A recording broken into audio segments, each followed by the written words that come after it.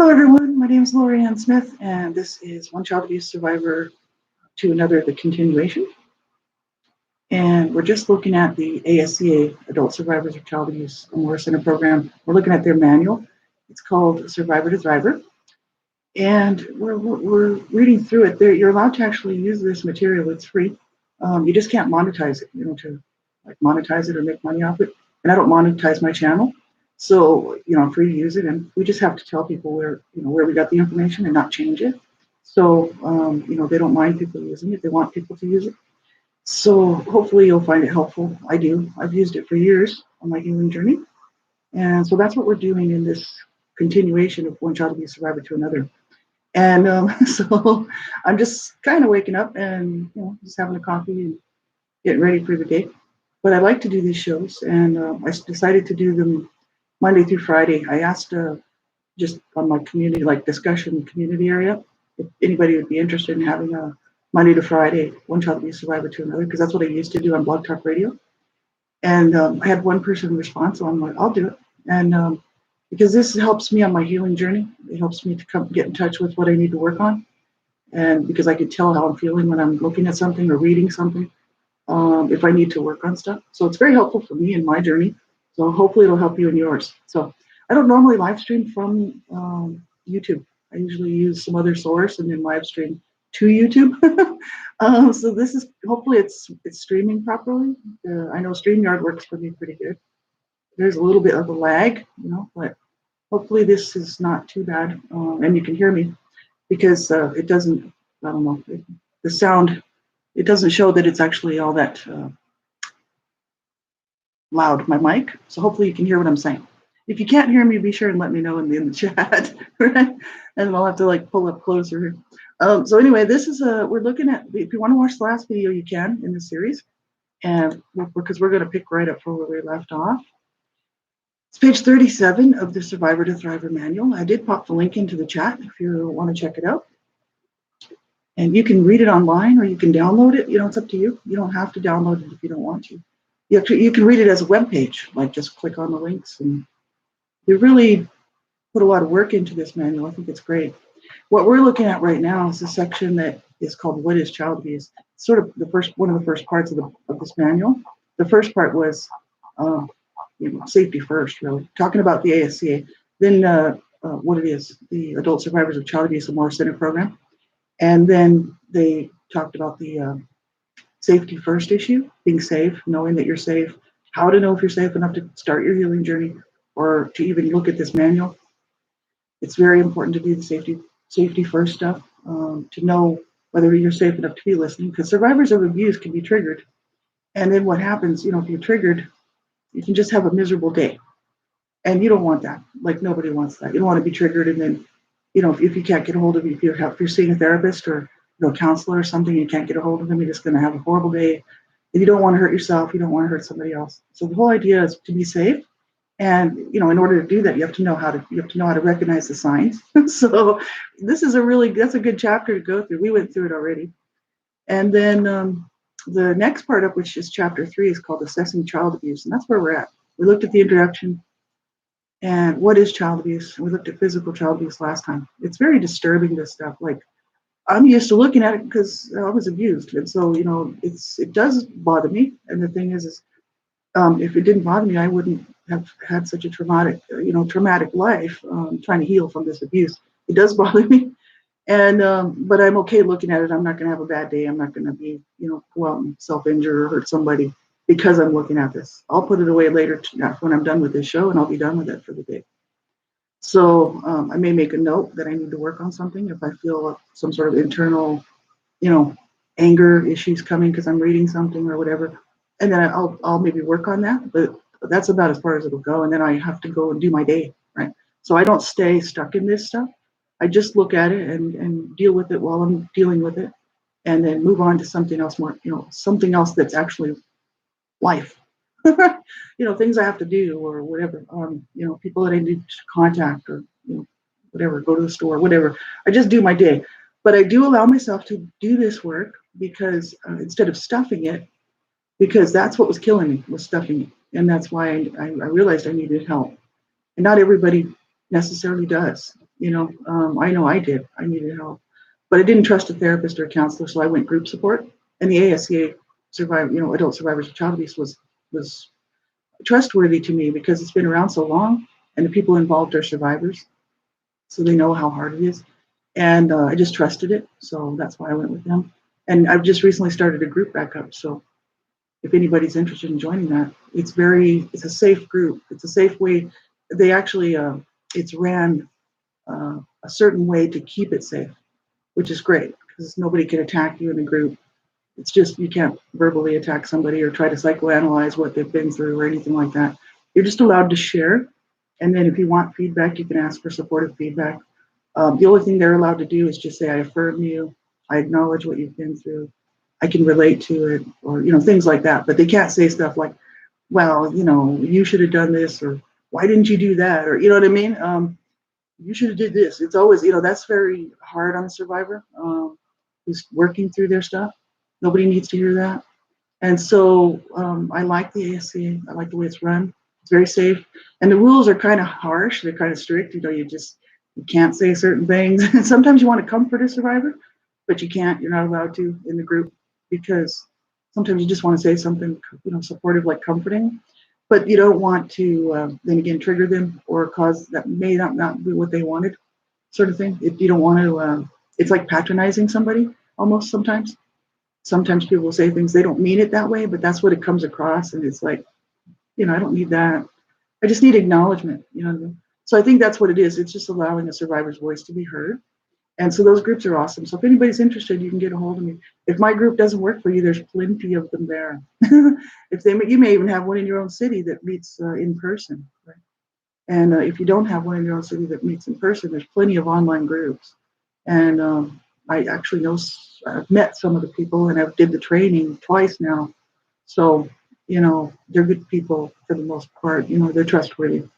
And they're trustworthy with your information. Right? So I also started a SEA group for anybody who's interested in that, Survivors of Incest Anonymous. It's actually for survivors of child sexual abuse and incest. So it doesn't have to be incest, but it is a support group for incest survivors. And that group I'm doing for women only because I was abused sexually by a male. So I'm not comfortable sharing my deepest information in a group with a mixed group. So I just did that one for women only. But they do have male support groups for male survivors of child sexual abuse and incest. So there are groups there that are just men only, which is very great. But my ASC survivor group is I'll do one for women if there's a group of women that don't want any males in the group, and I'll also do another one during the week that is mixed because I don't mind having a mixed ASCA group with both men and women. It doesn't bother me to share most of my stuff. It's just the CSA child sexual abuse, especially the most deepest stuff that I'm suffering from. I don't feel comfortable sharing that in a mixed group. So that's why there's mixed groups, and sometimes you'll see just women only, or sometimes you'll see men only, sort of thing, right? It's whatever you need, whatever you're comfortable with, right?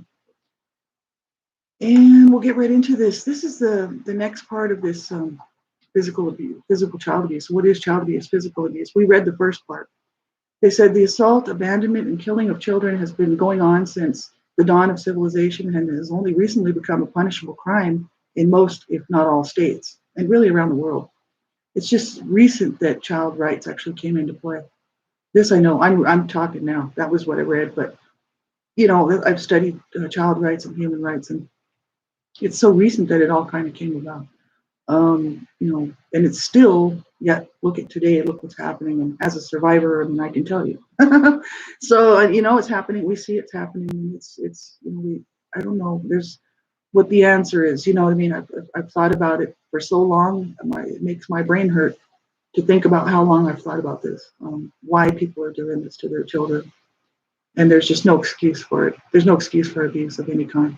So they go on to say, what was once referred to in previous centuries as soul murder became defined in 1962 as battered child syndrome. Now, in recognition that there are other types of child abuse, it is referred to as physical abuse. And because, there are the different types, emotional abuse, psychological abuse, sexual abuse, spiritual abuse even. There's all sorts of different types of abuse. So they're talking about physical abuse here. And they go on with some stats here. They said in 1985, the American Humane Society reported 22% of all reported cases of abuse involved physical abuse, making it second only to neglect. Physical abuse occurs in all ethnic, occupational, socioeconomic groups, although it may be more pronounced in families living in poverty. Economic hardship, racism, and unemployment are stress factors that may prompt family violence.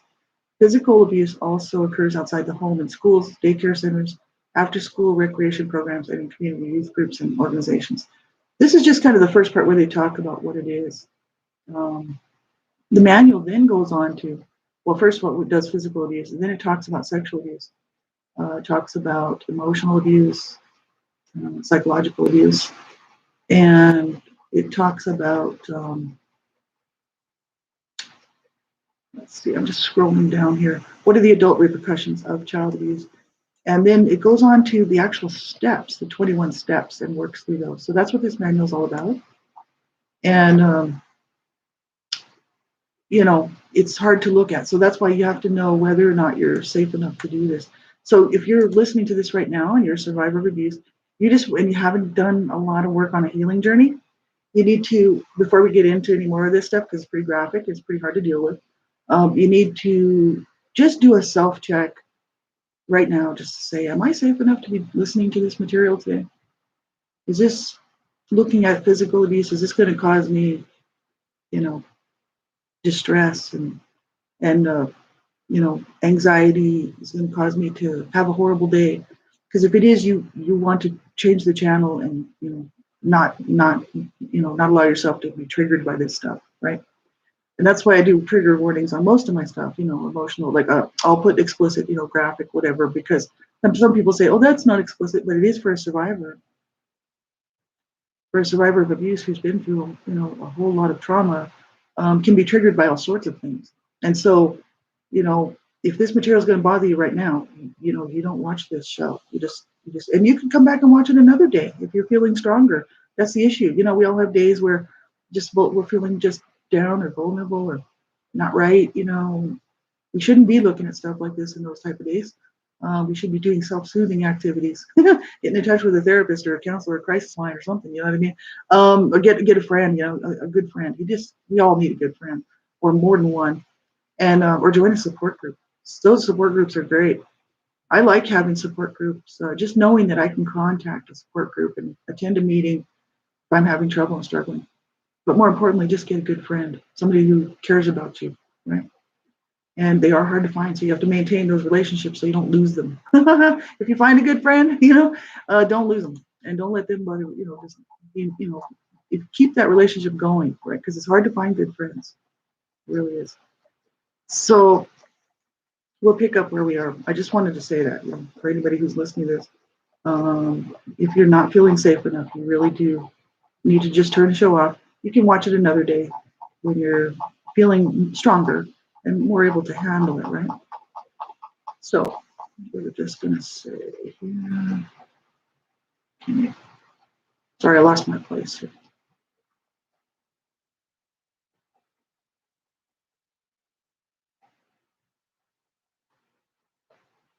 I don't think it goes that far down.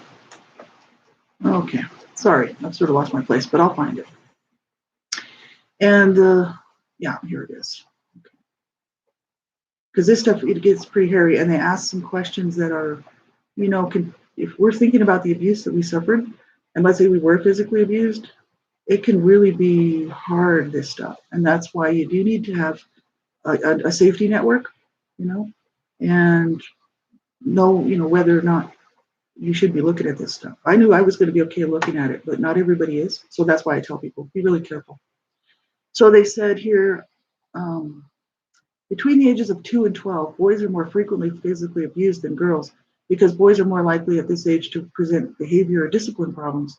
At this age, boys generally have higher activity levels than girls, and this can irritate parents or caretakers and lead to abusive corporal punishment. In adolescence, girls become more of a target for physical violence than boys because they are physically more vulnerable. And social roles encourage girls to adopt a more passive approach to the world. And as a result, they often find themselves in jeopardy of being dominated by others. They said physical neglect tends to precede actual physical abuse because most children hate being ignored or neglected and will escalate their attention seeking behavior to engage as well as enrage their parents. Parents or other adults who physically abuse were usually treated in a similar manner as children. Uh, Thus, do abused children often become abusers themselves. That's not always the case, but it can be if you don't break the cycle, right? The chances of abuse increase if the children remind their parents or abusers of someone whom they do not like or whom about they were having unresolved or ambivalent feelings. So, for instance, if a child reminds the parent or the caregiver of somebody that they don't like or that they've got had problems with or maybe that abuse them, that just can be a real problem. Children with special needs or disabilities are at greater risk of being abused because they demand more from the parents, or they say from the parents, but from the caregivers. Right, and also, they're just easier to abuse. They children with special needs and disabilities, they're so vulnerable. They're more vulnerable even than just a regular child because they don't have the ability at all to get help. Even children who don't have, special needs or disabilities are vulnerable. It's this stuff is so horrific, right? It really is. And we know what's going on, and there's a lot of survivors out here. I think the United States at one point had 60 million survivors of child abuse. I mean, that's just insane, right? Physical abuse often begins under the guise of punishment and ends as punishment gone awry. And what starts out as corporal punishment intended to be purposeful and restrained can often become excessive. It is often an expression of the parent's or abuser's own personal conflicts. And in some cases, physical abuse takes the form of extreme punishing behavior that the parent imposes on the child for seemingly arbitrary reasons. Corporal punishment that is sudden, arbitrary, or not explained as a consequence of some particular behavior on the part of the child is generally considered abuse. So hitting a child in sensitive areas of the body, such as the face, stomach, or genitals, is severe punishment and is reportable as child abuse. And you see so many people hit their children in the face, just smack them around and stuff. That's abuse, but people think that's discipline. That's absolutely abuse. No one is supposed to hit a child in the face ever, and you see people do it all the time. If you have to look around, you know what I mean. If you look and watch it in the store, um, you might know some neighbor kids. Like when you were growing up, see parents hit their kids, and it's just kind of common. And actually, it's abuse, but people don't think of it as abuse.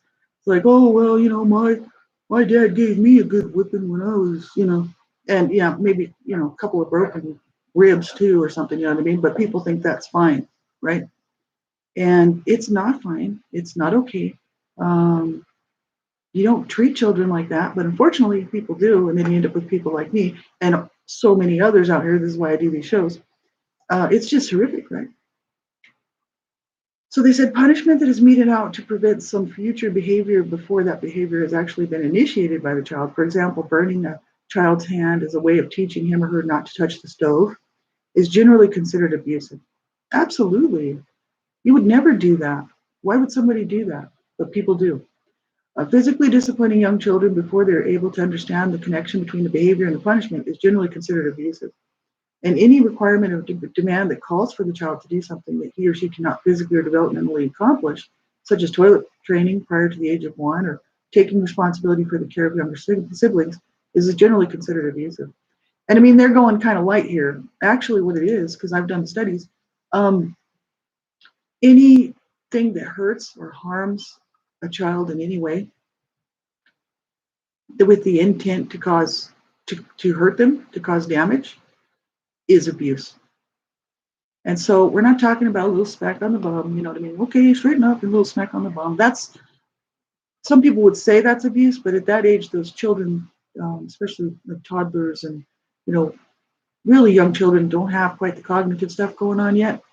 Um, that's not that damaging. I mean, I had regular spankings. Saying there's a difference between a regular spanking and an abuse, and that's what people don't understand. It's not even, I don't know if it's fine. I want to say it's a fine line or a wide gap. The issue is there's abuse and there's discipline, and uh, abuse is not discipline, and discipline is not abuse. So people just often don't recognize that, and they just lump everything into discipline.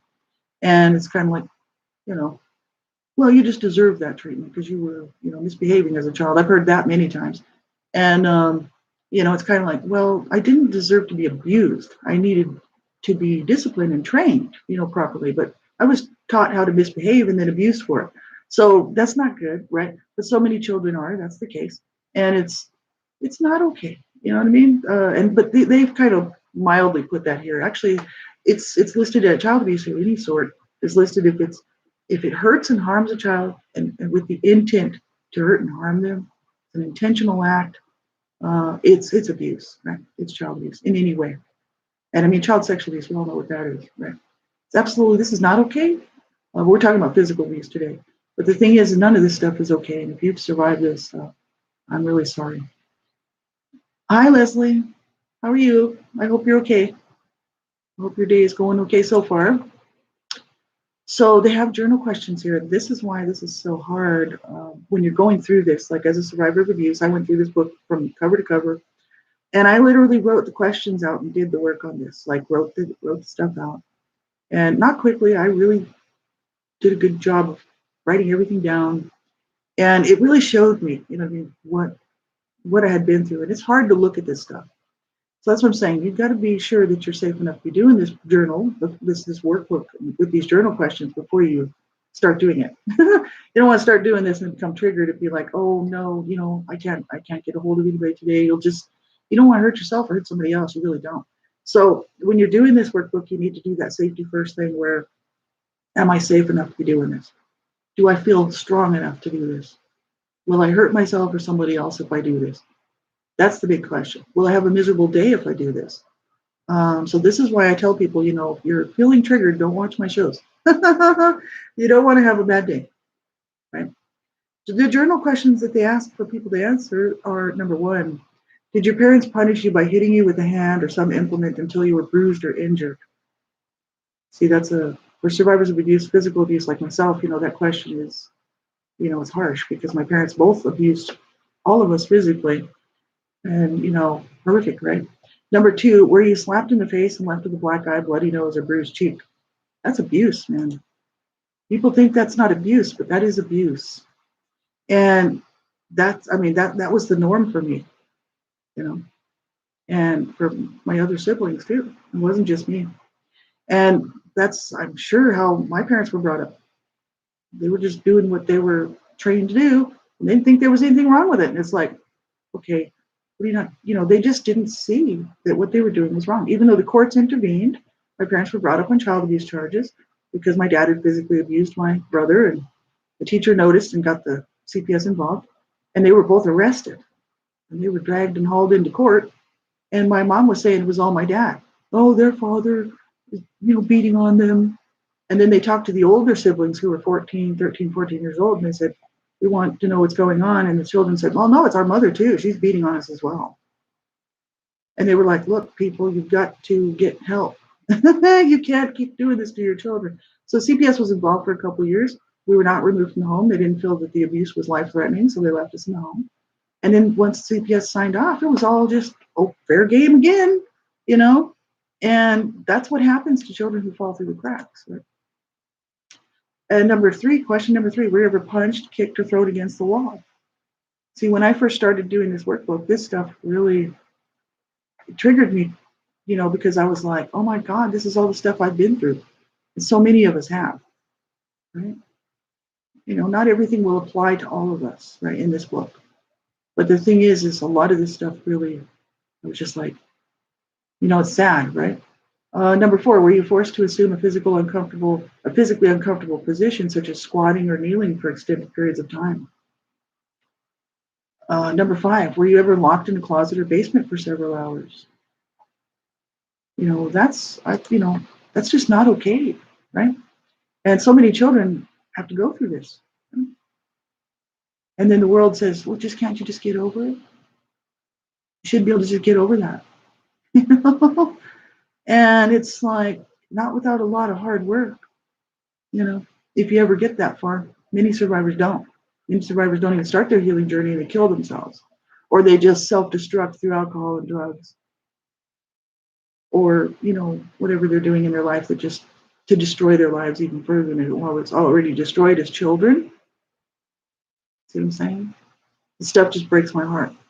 And I, as a survivor, it breaks my heart what happened to me, but it breaks my heart what I see has happened to so many people.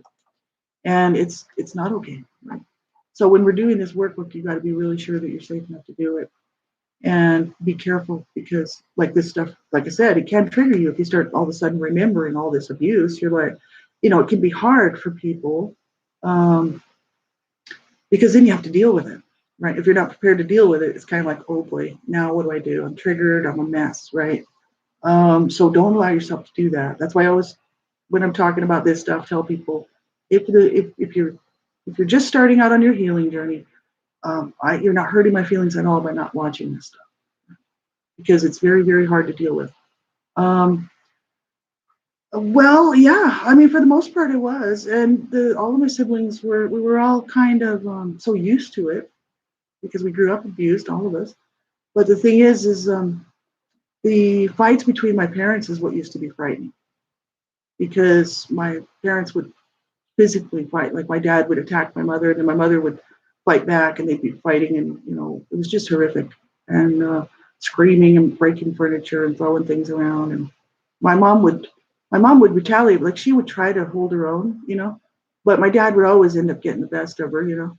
And the thing is my brothers, my older siblings, would try to step in, and then I would be worried about them, see, because I knew that my dad would then beat them up, right? And if I said anything, then I'd be beaten up by my dad. But the thing is um, it was a horrible situation to grow up in, absolutely.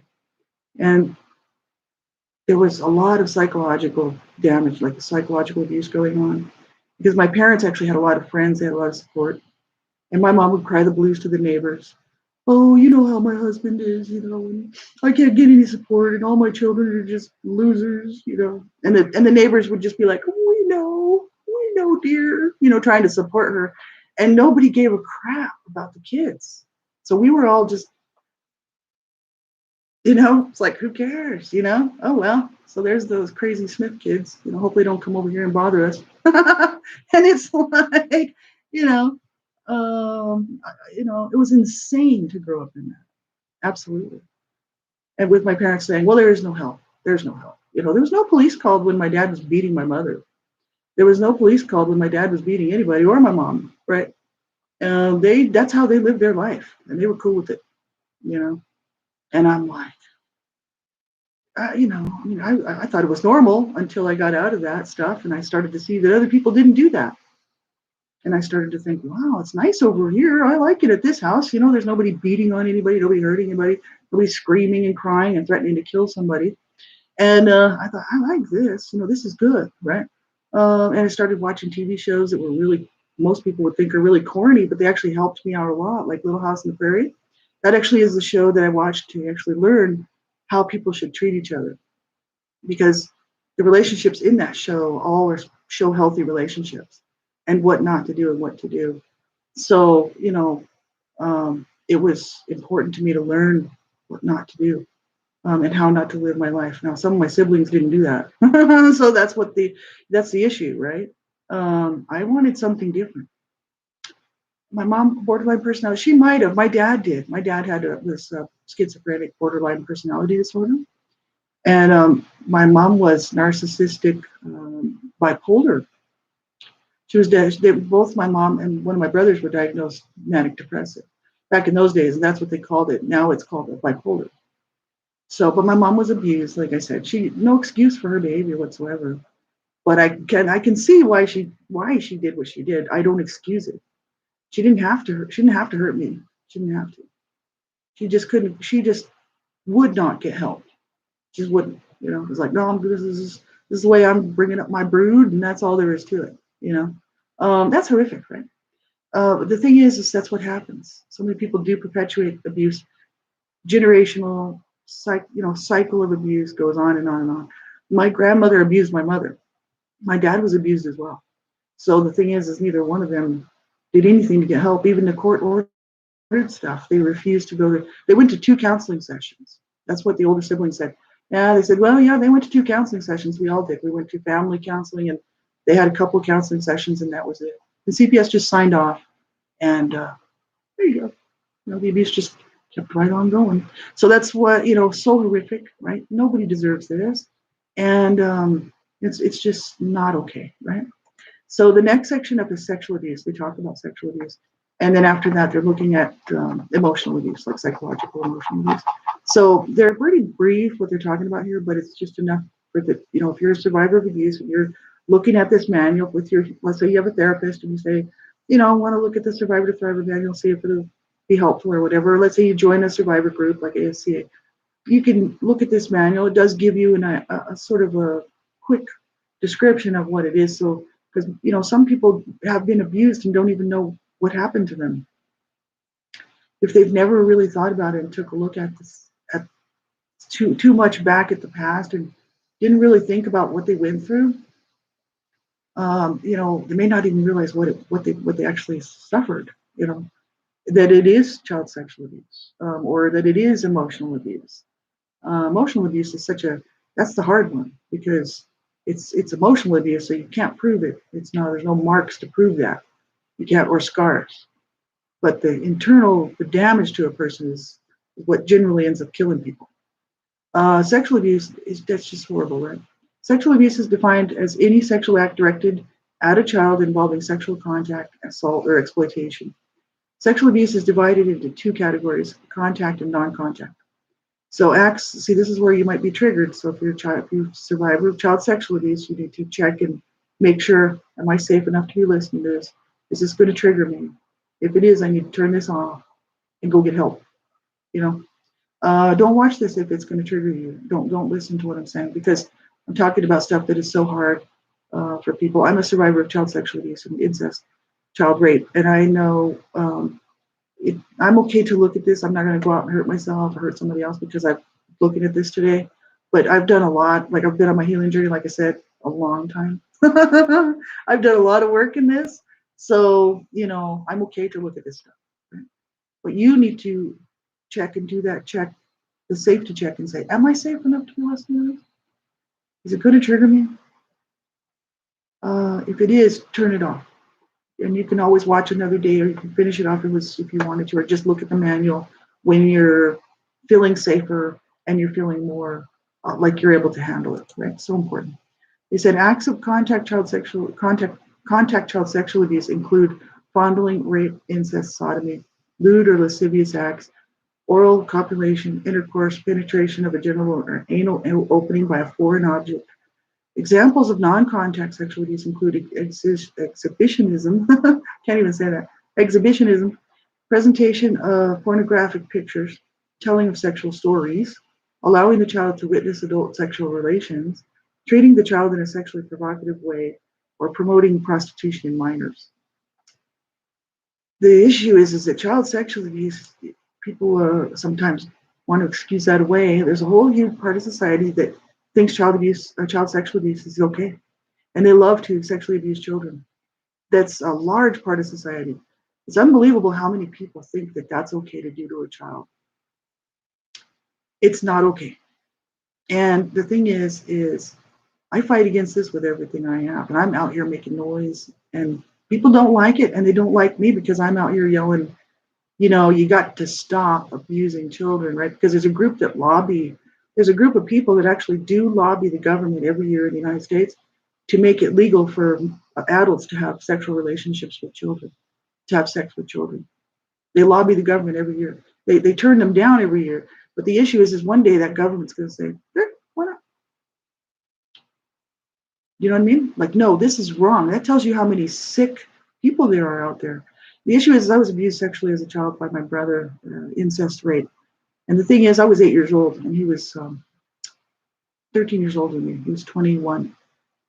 And the thing is that the situation is today, even today, if a survivor of abuse is sexually abused by someone in their family, the courts generally don't even bother to arrest that person. There's no conviction. They usually suggest therapy, family therapy. It's just a family problem. You see what I'm saying? How wrong this is, and that's why I get. I'm not going to get angry here, but the issue is that's why I keep doing what I'm doing. I keep talking about it because I'm like, you know what? That's not okay. Now, when my mother just shipped my brother off to Canada, 2,000 miles away, I was glad because I was 8 years old. I was 8 to 9, and he had been abusing me for a year. I was glad when he was gone because the sexual abuse stopped. But the issue is that even if my mom had done the right thing, called the cops, had my brother arrested for child sexual abuse, for raping me for almost a year, they would have not put him in jail. This was back in 1973. They would have said, it's a family problem. You need to see a counselor. He would have done no time. No. So this is the issue. And you know what? It's still like that today. It really is. It's hard to get a family conviction of a perpetrator of child sexual abuse. And this is the issue. The things need to change. You know what I mean? Survivors, like victims, don't have rights, but the abusers do.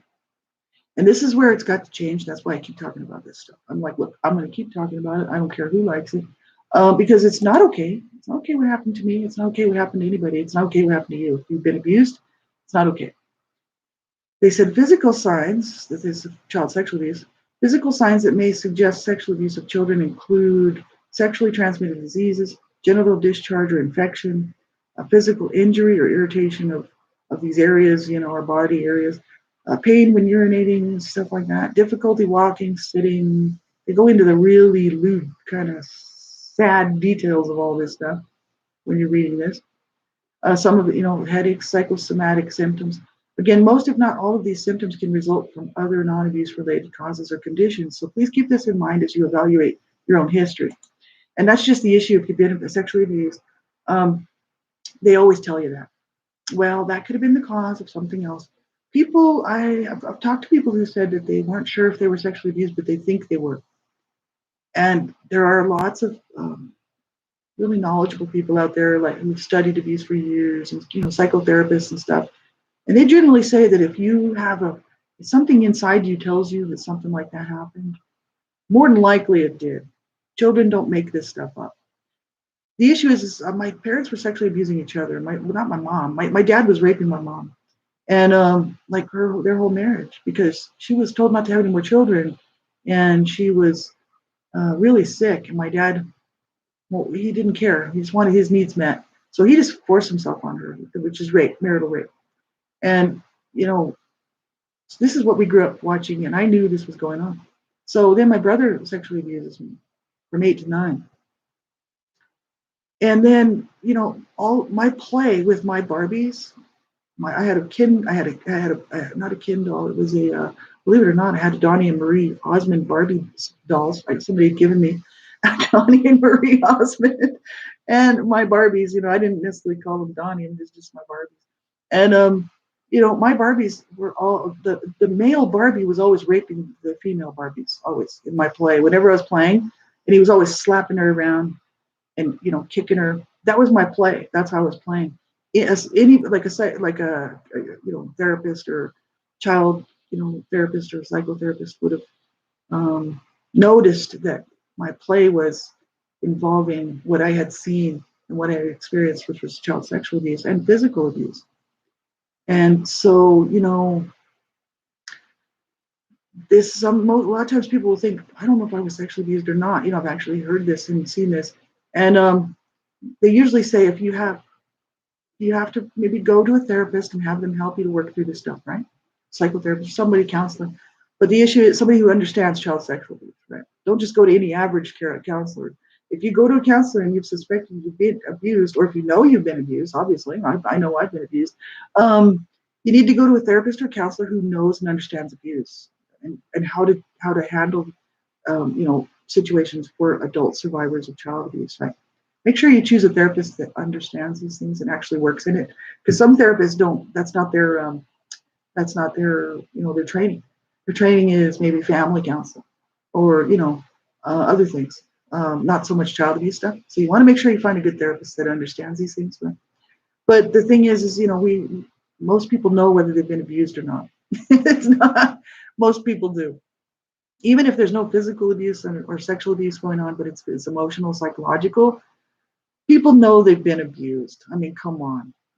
That's why they say the real rule of abuse is anything that hurts or harms a child that was done repeatedly that's intending to hurt the child and actually does hurt the child.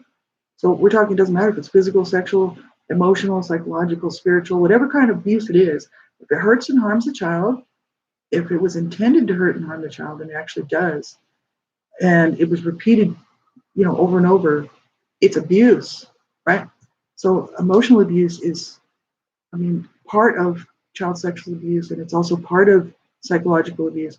But the thing is someone who's been emotionally abused and wasn't sexually abused or physically abused will sometimes think that they've never been abused because gaslighting. People will say, "Oh, you just thought that. You didn't know. You were dreaming that. You didn't really. None of that happened. You're just making it up." Sort of thing. But then the survivor's left with this woundedness, and they're like, why am I so wounded to the core when everybody's telling me that there's no abuse? In my case, my parents were brought up on abuse charges. They had to go to court. They were arrested.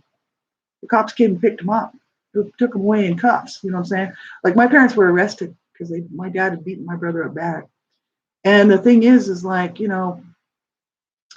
there's proof. I've got proof. I've got validation. You know what I mean? And that, a lot of people don't have that.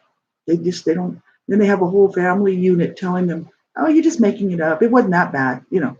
Things might have been bad, but they weren't that bad. I've heard that too in my own family, and I'm like, you gotta be kidding. Our parents were arrested and brought up on abuse charges and charged with child abuse. And you're telling me it wasn't that bad? I'm like, okay, something wrong. See, but that's a form of denial. It's also a form of gaslighting. So many survivors have to go through this. Nobody to talk to. A family that's telling them, just, what are you so upset about? Move on. I did. It's like, no, it's not okay. Right. And that's why I keep doing these shows, because I know there's so many people out here in that situation who have nobody who will validate the abuse and understand that what you went through was wrong. It never should have happened. And, none of us deserve to be treated like that. No child deserves to be treated like that. No. There's no excuse for abuse of any type. So they said behavioral signs, this is deal with child sexual abuse, may result from sexual abuse include age-inappropriate sexual behavior with peers or toys. Oh, that's what I was just talking about. Excessive curiosity about sexual matters, overly advanced understanding of sexual behavior, especially in younger children. Compulsive, like masturbation, prostitution, promiscuity, incontinence in case of anal intercourse. Once again, these symptoms may be the result of other occurrences, and you should be wary of jumping to any conclusions. Thing is people generally know they've been abused, And I relate to all of that stuff because I was sexually abused and physically abused. And it's horrific. It's absolutely horrific. It's not. Nope. And so, you need to get help. And that's what I did. I'm so glad I finally started getting help, because while I was in denial and stuffing it all and thinking I could handle it, no problem, I can handle it. I survived it, and I thought I was fine, right? But I was stuffing it, and it was all the time making me more sicker and sicker. And, that's not okay. Not everybody is suicidal, but I was. And the thing is like, this is not okay. It's not okay. It's to allow yourself to be destroyed by something that somebody did to us, did to me. It wasn't my fault, That's when I thought, how crazy is that? I'm like, okay, I'm getting help and I don't care. And I'm going to just deal with this as long as it takes. And I'm going to get help, and I'm going to have a good life. And that's exactly what's happened, right? Now my sister who's left, she's the only sibling alive now. She's 5.5 years older than me. So, she's getting up there. I'm 55. She's over 60 now. She does her own thing, deals with her stuff in her own way. One time she says to me, when she saw that I was on my healing journey, I wrote One Child Abuse Survivor to Another about the sexual abuse. She said, I wish I could be on my healing journey. We were sitting here in my apartment. And I said, you could be on a healing journey. You can anytime you want to. You have to just decide that you want to, you know? She's just like, I can't do that. But that's one of the last conversations I had with her because we're too toxic together and I'm working on my healing journey and I don't need any more abuse. You know what I'm saying? Because the two of us can't deal with each other at all because we never resolved anything, period. You know what I mean? It's not even that I held anything against her. I kind of was grumpy and mad at her because she didn't protect me. But I mean, whatever. I kind of just let that go. I knew she was suffering too, so I'm like, whatever. The thing, we both kind of got each other in trouble here and there. So that's normal sibling stuff. But the thing is she just, even knowing that I was sexually abused is not there for me. She knows which brother did it too. I don't know if he sexually abused her or not. He may have. See, that's the issue. But she'll never talk about it, and she'll never tell me if he did. And the thing is like he did sexually abuse me. He may have sexually abused her too, or tried to. How do we know? Unless she opens up and maybe she's talked to somebody else about it, but I'll never know. And the thing is like sometimes, we don't have those people in our lives that can come around and support us. You know what I mean? For whatever reason. And, it's sad. It's really sad. So that's why I joined groups, support groups, because I knew I needed to have a community of people around me that understood where I've been and can understand what I went through and then support me in that, you know what I mean? In a safe environment, right, where nobody's going to judge me, nobody's going to try to psychoanalyze what I went through. They're just going to affirm what I went through and be supportive. Right? And so I love the support group stuff. It's very helpful for me, but it's not for everybody, like I said. And it's only like you have to do what works for you. It's not everything works for everybody, right? So you need to find what works for you and go for it. Right? So they wanted to talk about some of the statistics here. This is page 39 of the Survivor to Thriver manual. They said concern about and awareness of sexual abuse have grown dramatically in recent years as numerous public surveys have reported its pervasiveness. It is currently estimated that up to 1/3 of all women and up to 1/7 of all men, so that's 1 out of 3 women and 1 out of 7 men, over the age of 21 have been sexually abused as children. Now, this manual was put out in 2015, and I think those stats are old. It's roughly the same thing, though. I think they're saying it's like 1 out of 3, 1 out of 4. It's almost the same now for men and women. For people reporting, I think more people are reporting it now than it used to because it used to be very hush hush, and now it's more out in the open because people like us are talking about it. People are like me are out here going, "Hey, yo, no," you know what I mean? It's like, this is not okay. Hello, when's the world gonna wake up and smell the coffee? And what you went through is not okay, and you need to get help and get support so you don't hurt yourself any further, right? I mean, I tried to destroy myself with drugs. I tried to destroy myself. That's what 2 of my brothers did. They took themselves out. I literally was just doing what my parents couldn't finish off. You know what I mean? They didn't manage to kill me, so I was like, well, I'll just finish the job, right? Not okay. Not okay. No, don't do it. Whatever you're going through in your life, if you're self-sabotaging or self-injuring, or whatever you've got going on, you get help and have a good life. You deserve it. You really do. We shouldn't ever have to go through this stuff, right? So they said sexual abuse may be the final skeleton in the family closet, one that has been obscured for years or even generations behind a veil of secrecy and denial. That's right. Thanks to the emergence of the adult survivor movement, yeah, men and women who have suffered from childhood sexual abuse for years as children are now breaking their silence about their secret. And that's why I went public with mine. I wrote my books. I started writing my books before I did any of this stuff here. And I was like, I want the world to know what happened to me. Whoever wants to read my books, I don't care who, it's fine. I'm not, if people want to read my books, they can. But they're there just in case somebody does. And the thing is, right, if you want to read them, you can read them for free on my website. But the thing is I do donate all the proceeds to not-for-profit. Now, right now, because I volunteer with Advocates United for Humanity, that's where the money's going. It's going to fund programs. It's not going in anybody's pocket. It's going into funding to stop and prevent child abuse. So that's what I wanted. But the thing is the the more people speaking out about this, the more noise being made, the better. Because what it does is empowers other survivors who have been so silenced by the shame of the abuse that they suffered and silenced by, how it made them feel about themselves, about life. Um, they're now feeling empowered to reach out. A lot of people. Not everybody. Still, there's many that will just continue to suffer on in silence, like my sister. Right? But there are a lot of people that are seeing that there's so many people that are actually out here doing this stuff, and it's not okay what happened to you, but it is okay to get help, and you do deserve it. And the thing is none of us deserve to be abused. No child. Look at the children that have been murdered and killed. You know, like I was talking last night on my show, or it might have been the last show I did here. Oh, my Survivor Weekend show. That my grandmother murdered her son, my uncle. So he was a teenage, like he was like 14 years old or something. And she beat him up so badly that he died. This was back in the 1930s. And then they just buried his body in the backyard. No big deal. She was not arrested. She was not, no big deal. Kill your kids, go ahead.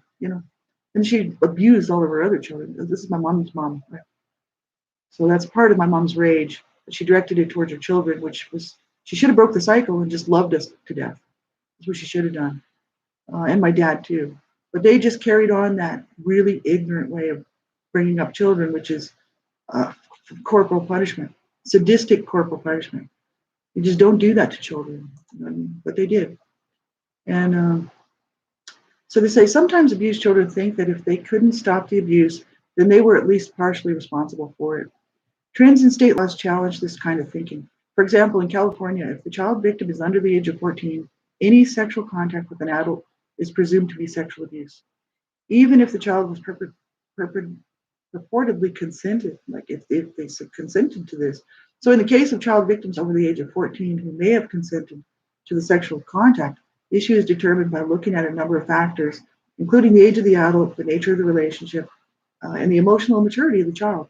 Some teenagers under the age of 18 may not have sufficient psychological maturity to consent to a relationship with someone much older, while others may be deemed to have consented. So the determination will vary in each situation. It's good. I mean, the laws are changing for the better, to protect children, but there's still work to do, absolutely. And like I said, there's people that are lobbying the government so they can have sex with children whenever they want to. This is what some other countries do. We know Afghanistan's one of them. There's plenty of countries that allow any adult to have sex with any child they want to. It's legal. It's legal. Some countries it's actually legal, but they just allow it anyway because they don't bother pressing charges. In North America, people are standing up and saying, "No, hello, this is not right." But we have a whole section of people saying, "Oh no, we're going to lobby the government, and this is not okay. It's not okay." That's why we need to keep talking about this stuff and get it and keep working on changing these laws, right? They said there are more factors there are many factors that place children at risk for sexual abuse, especially in an era of high divorce rates and blended families. Children are most likely to be sexually abused between the ages of 8 and 12. Girls are more at risk for sexual abuse than boys. I don't know if that's true anymore. This was written in 2015, like I said. Statistics show that 1 out of every 3 girls is compared to 1 out of every 7 boys. It's sort of the same as child physical abuse. The issue is now it's changed. It's even higher for the boys. I think it's relatively 1 in 4 and 1 in 6, or 1 in 4 and 1 in 5 boys and girls. So girls who are abused are more likely to live in a blended family or with a single mother who's employed outside the home. When a natural father is the abuser, the girl's mother is often absent or uninvolved for some reason. She may be disabled, ill, working outside of the home, or alcoholic. Factors such as these may result in less than adequate caregiving and a lack of parental authority. The parents' marital relationship may be in discord, and the parents may be avoiding dealing with each other. Ever so gradually, the father may begin to place the girl in the role of wife. Now, this does happen. And I know, it's just horrific what goes on and what people have survived and the situations that were not okay. And you should have never been abused, They said sexual abuse also happens to boys, although not to the extent reported for girls. That's what they keep saying, but it's actually almost equal now. Boys are more likely to be abused by adult males, teenage siblings, and other older boys known to be known to the victim. Some male victims might later point to this sexual abuse as a cause of confusion for their sexual identity. And when the molester is a female, boys are confused about how to interpret the experience. It is sexual abuse, or is it sexual abuse or a sexual opportunity? Because boys are socialized to want sex, cultural norms often cloud their perception of the experience. And both boys are supposed to be, because boys are supposed to be tough and able to defend themselves, they may be disinclined to speak up about having been taken advantage of. And that's just the issue. Men, like many men who have been abused or were abused as children, sexually, they many times won't reach out because society says, "Oh, man should just be tough and be a man. Deal with it. You lived through it. You survived it. Be a man. Get over it." That's that whole uh, toxic way of thinking. Right? Men have feelings too, and men hurt too.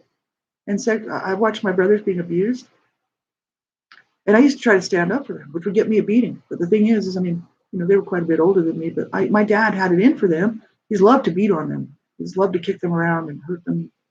And my mom was my main abuser, but my dad was their main abuser. And, I didn't like that. I felt sorry for my brothers. I really did. Even though one of them was sexually abused me. But the thing is I knew what they went through. I saw it. I wasn't going to close a blind eye in my own family and just be like, whatever, as long as they're not beating on me. That's what my sister did. As long as mom's not hitting me, it's like, whatever. For me, it's like, this is not okay. My dad would go to beat up my brother, and I'd be like, don't hit my brother. I was like 4 years old, 5 years old. I'd be like, don't hit my brother. My dad would be like, come over and beat me because I'm sticking up for my brother. Right?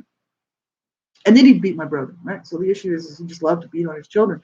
The thing is like, boys have feelings, and then they become men. And if these things aren't dealt with, it becomes self-destruction or destruction of everything in their life. They have a hard time having families. They have a hard time maintaining relationships. They have a hard time trying to show love because it wasn't given to them. They don't know how to do anything. And a lot of times these guys you see out here that are just alcoholic drug addicts, that's what my brothers were, just drug addicts, can't do life. Right? You got to wonder where they came from. Right? You do. Because there's so many men that have been abused that will not come forward and will not get help.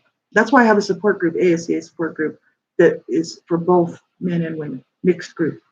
But there are men support groups out there for men who were sexually abused, and it's just men only if you're just more comfortable with that. You know what I'm saying? So just reach out and get some help. If you're a male survivor and you were abused, you reach out and get some help. Don't suffer on your own. And don't allow this stuff to destroy your life any further than it did. My brothers just couldn't be reached. They killed themselves in their 30s, mid-30s. And people tried to help them. They really did. In prisons and stuff. They were always in and out of prison or jail, treatment centers. People were trying to help them. And they were so far gone, it wasn't even funny. I was headed the same route. But at the age of 42, finally decided that, I need help. I was like, I seriously need help, and I'm going to get it. That was the smartest decision I ever made in my lifetime. It's just so sad.